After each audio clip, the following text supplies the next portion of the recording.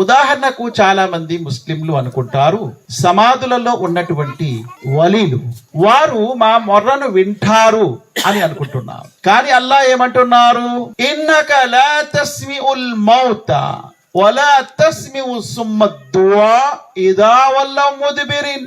చనిపోయిన వారిని మృతులను మీరు వినిపించలేరు, అంతేకాదు చెవిటి వారిని కూడా మీరు వినిపించలేరు. వాడు చావలేదు, బతికే ఉన్నాడు, వాడినే వినిపించలేరు మీరు.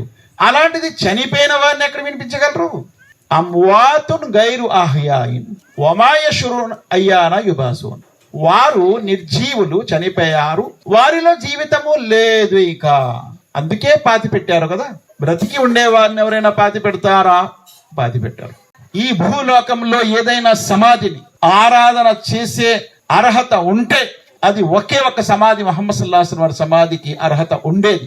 కానీ ముహమ్మద్ సల్లల్లాహు అలైహి వసల్లం వారు తన సమాధిని ఆరాధించటము అది తప్పు అని చెప్పి ఖండించారు. ప్రవక్త సల్లల్లాహు అలైహి వసల్లం వారు ఎప్పుడైనా సమాధుల్ని పూజించారా? చెప్పండి. ప్రవక్త పద్ధతి ఇది. ప్రవక్త తర్వాత అబూబకర్ సిద్దిక్ రజియల్లాహు అన్హు గారు ఎప్పుడైనా సమాధి పూజ చేశారా? ప్రవక్త సమాధి అక్కడే ఉండేది కదా, చేశారా? ఇది అబూబకర్ పద్ధత కాదు, అక్కడే ఉండేది మదీనాలో.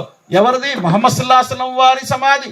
ఆ తర్వాత అబూబకర్ సిద్దిక్, ఆ తర్వాత ఉమర్ ఫారూక్, ముగ్గురిది ఒకే చోటు ఉండేది. ఎప్పుడైనా వారు అక్కడెక్కడైనా గలాఫులు వేశారా, ఫాతియాలు చేశారా, లేకపోతే ఊదత్తులు వెలిగించారా, సాంబ్రాలు చేశారా, సజ్దా చేశారా, తవాఫ్ ప్రదర్శనలు చేశారా, లేకపోతే అక్కడ నజరా ఉరుసు కూటాలు చేశారా? ఇవన్నీ చెయ్యని ఆ ఖులఫాయ్ రాషిదీన్ యొక్క పద్ధతి ఎవరైతే అనుసరించారో జహన్నంలో వెళ్ళిపోతారు. వారికి ఎప్పుడు జన్నత్ ఉండదు. ఇంకా ఫాలైహి బిసున్నతి వ సున్నతి ఖులఫాయ్ రాషిదీన్ అల్ మహ్దీయీన్. నేను నా ఖలీఫాల పద్ధతిపై మీరు స్థిరంగా ఉండండి. ఖలీఫాలు ఎప్పుడైనా ఇవి చేశారా? అలాగే ప్రవక్త సల్లల్లాహు అలైహి వసల్లం అన్నారు, నా ఉమ్మతులో 73 వర్గాలు అయిపోతారు. కుల్లుహుం ఫిన్నార్ ఇల్లా మిల్లత వాహిదా. 73 వర్గాల్లో అందరూ జహన్నంలో వెళ్ళిపోతారు, ఒక్క సంఘం మాత్రం మిగిలి ఉండిపోతుంది. అంటే 72 వర్గాలు జహన్నంలో వెళ్ళిపోతారు, నరకంలో వెళ్ళిపోతారు. ఒకే ఒక వర్గం ఉంటుంది, అది జన్నత్లో వెళ్తుంది. మన్ హియ యా రసూలుల్లాహ్. ఓ ప్రవక్త ముహమ్మద్ సల్లల్లాహు అలైహి వసల్లం వారు ఆ వర్గము ఎవరు అని అడుగుతారు. మా అనా అలైహి వా అస్హాబీ. నేను మరియు నా సహాబాల పద్ధతి అంటారు. సహాబా ఎప్పుడైనా సమాధి పూజలు చేశారా? దర్గాలు కట్టారా? దర్గాలు కట్టి వారు రండయ్యా మీరు ఉరుసు కూటాలకి రండి అని అన్నారా? గలాఫులు వేశారా సహాబా? ఎక్కడైనా ఆధారం ఉందా? ఇలా చేయటము షిర్కు, శాశ్వతంగా నరకమని చెప్పారు వారు సహాబా.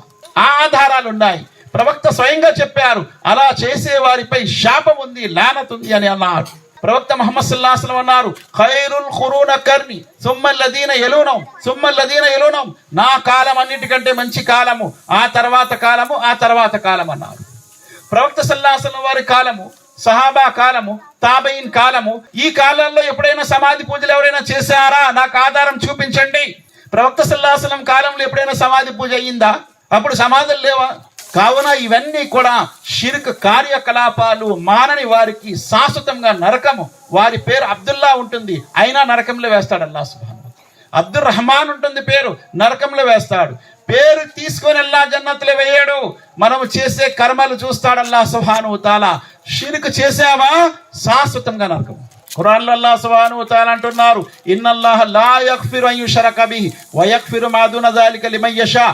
అల్లాహ్ షిర్క్ అనే పాపాన్ని మాత్రమే ఎన్నటికీ క్షమించాడు, ఇతర పాపాలని తాను తలసుకున్న వారిని క్షమించగలడు. ఆ తర్వాత ఏమంటున్నాడు, ఇన్నహు మన్ యుష్రిక్ బిల్లాహి ఫఖద్ ضل ضلالا బഈదా. ఎవరైతే షిర్క్ చేశారో దూరమైన దుర్మార్గంలో పడిపోయారు వారు. దూరమైన దుర్మార్గం అంటే నరకంలో పడిపోయారు. లేదండి మాకు పిల్లలు కావాలంటే చాలా కాలం నుంచి పిల్లలు అవ్వట్లేదు, అందుకే ఫలానా దర్గాకి వెళ్ళాం, మాకు పిల్లలు అయ్యారు అంటే అల్లాహ్ ఇవ్వడు, వారు ఇస్తారు అంటే అల్లాహ్పై అభాండ వేస్తున్నారా మీరు? వలిల్లాహి ముల్కు సమావాతి వల్ అర్ద్ యఖ్లుకు మా యషా యహబు లిమన్ యషాఉ ఇనాస వ యహబు లిమన్ యషాఉ ذుకురా ఔ యుజవ్విజుహుం ذుకురాన వ ఇనాస వ యజఅలు మన్ యషాఉ అకీమా ఇన్నహు అలీమున్ ఖదీర్. అల్లాహ్ ఏమంటున్నారు ఇక్కడ? భూమి ఆకాశాలకు సామ్రాజ్యాధికారము అల్లాహ్దే. ఆయన తలుచుకున్న వారికి మగ పిల్లలు ఇస్తాడు, ఆయన తలుచుకున్న వారికి ఆడపిల్లలు ఇస్తాడు, ఆయన తలుచుకున్న వారికి మగ ఆడపిల్లలు ఇస్తాడు, ఆయన తలుచుకున్న వారికి సంతానం లేకుండా చేస్తాడు. ఇది అల్లాహ్ ఖురాన్లో అంటున్నారు. అంతేగాని ఫలానా వలీదైనా, ఫలానా బాబాదైనా, ఫలానా దర్గాకి వెళ్తే, ఫలానా ఉరుసు కూటాలకు వెళ్తే నాకు సంతానం అయ్యారు, అల్లాహ్పై అబాండ. మా వారికి ఉద్యోగం లేదండి, చాలా ప్రయత్నించాం, ఉద్యోగం దొరకలేదు, ఫలానా చోట నజర్ చేసుకున్నాం, నియాజ్ చేసుకున్నాం, ఉద్యోగం దొరికింది అంటే అల్లా ఇవ్వడా? ఇన్నల్లాహ యబ్సుతు రిజ్క లిమన్ యషాఉ వ యఖ్దిరు మిన్ ఇబాదిహి. అల్లా తన దాసులలో ఎవరి ఉపాధి తలుచుకుంటే వారి ఉపాధిని పెంచుతాడు, ఎవరి ఉపాధిని తలుచుకుంటే వారి ఉపాధిని తగ్గిస్తాడు. ఫలానా దర్గా దగ్గరికి వెళ్తే నాకు ఉద్యోగం దొరికిందని, ఫలానా దర్గా దగ్గరికి వెళ్తే నాకు పిల్లలయ్యారని చెప్పడం ఇదేంటి? షిర్క్ కార్యకలాపాలు. ఇలాంటి ముష్రికులకు అల్లాహ్ సుబ్హానహు వ తఆలా ఎన్నటికీ క్షమించాడు. పశ్చాత్తాపం వేడుకోకుండా చనిపోతే శాశ్వతంగా నరకంలో ఉంటారు. వమా అంత బిముస్మిఇ మన్ ఫిల్ ఖుబూర్. ఎవరినైతే సమాధుల్లో పెట్టేస్తారో వారిని మీరు వినిపించలేరు. కాబట్టి ఎవరైతే సమాధుల్లో ఉన్నారో వారు వలీలైనా, ప్రవక్తలైనా, రసూళ్ళైనా, ఎంత గొప్ప అల్లాహ్ సన్నిహిత దాసులైనా వారిని మీరు వినిపించలేరు అని అల్లాహ్ ఖరాఖండిగా చెప్తున్నాడు.